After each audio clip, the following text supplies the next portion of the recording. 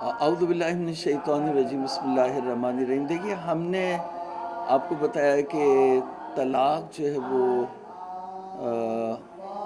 ایک ناپسندیدہ چیز ہے۔ بے شک کہ طلاق ایک ناپسندیدہ چیز ہے، لیکن یہ بھی ہمیں جاننا چاہیے کہ قرآن مجید نے اس بارے میں کیا احکامات صادر کیے۔ جو احکامات صادر کیے ہیں ہمیں ان کو کی طرف توجہ کرنا چاہیے۔ قرآن مجید نے حکم دیا کہ فَأَمْسِكُوهُنَّ بِمَعْرُوف، یعنی عورتوں کو جو ہے وہ نیکی سے رکھو۔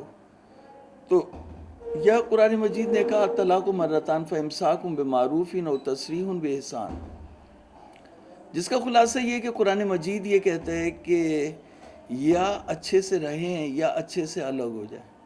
یعنی یہ جو گند بازیاں ہیں، اب یہ بات کہی جاتی ہے کہ ہمارے معاشرے میں طلاق زیادہ ہو رہی ہے، تو وہ باتیں الگ ہیں، میں اس سے انکار نہیں کر رہا، لیکن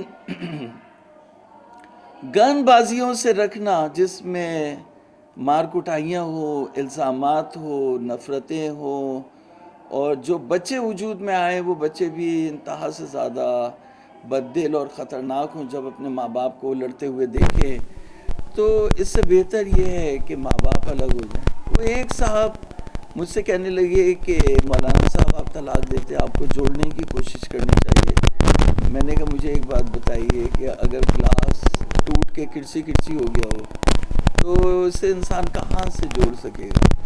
تو ایسا اگر گلاس جو ہے وہ دو ٹکڑے ہوا ہو تو پھر انسان پھر بھی کوشش کر سکتا ہے کہ کچھ اس کو جوڑنے کی ترکیب کرے، لیکن جہاں پہ ممکن ہو، جہاں پہ ممکن نہیں ہو وہاں پہ انسان نہیں جوڑ سکتا۔ تو بہرحال یہ چیزیں یہ تلخ حقائق ہیں۔ تو اللہ تعالیٰ کی کتاب یہ کہہ رہی ہے کہ عورت ایک امانت ہے۔ امسکوہن بمعروف عاشروہن بمعروف بالمعروف، معروف سے نیکی سے اس کو رکھے، نیکی سے اس سے معاشرت کرے، اور ولا تمسکوہن ضرارا لتعتدوا علیہن، اور انہیں جو ہے وہ زبردستی نقصان پہنچانے کی نیت سے نہ رکھو۔ یہاں پہ نہیں ہے، اور اسی نہیں کی وجہ سے یہاں پر فرماتے ہیں آیت العزیز ثانی بھی کہ 3 صورتیں ہیں جہاں پر عورت حاکم شرعی کی طرف رجوع کر سکتی ہے۔ اس میں ایک صورت یہ ہے کہ نفقہ نہ دیتا ہو، دوسری صورت یہ ہے کہ اذیت و آزار پہنچاتا ہو، تیسری صورت یہ ہے کہ اس نے اس کو معلق کیا ہوا ہو، نہ طلاق دیتا ہو نہ بیوی بنا کے رکھتا ہو۔ تو یہ ان 3 صورتوں میں عورت حاکم شرعی کی طرف طلاق رجوع کرے گی، اور حاکم شرعی پریس کرے گا شوہر کو، اگر پریس نہ ہو تو حاکم شرعی جو ہے وہ خود طلاق دے گا۔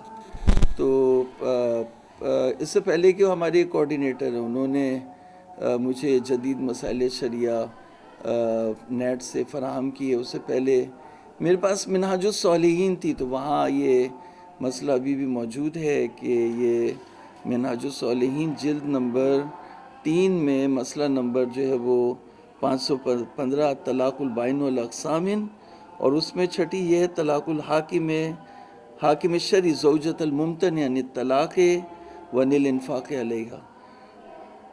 تو طلاق الحاکم الشرعی لزوجۃ الممتنع عن الطلاق والانفاق علیہا، تو اگر کوئی شخص اپنی بیوی کو طلاق بھی نہ دیتا ہو اور اس کو نان نفقہ اور خرچہ بھی نہ دیتا ہو، اس کے حقوق زوجیت بھی بحال نہ کرتا ہو، نان نفقہ نہ دیتا ہو اور طلاق بھی نہ دیتا ہو، تو وہ حاکم شرعی کی طلاق کا موضوع بن سکتا ہے اور بنے گا۔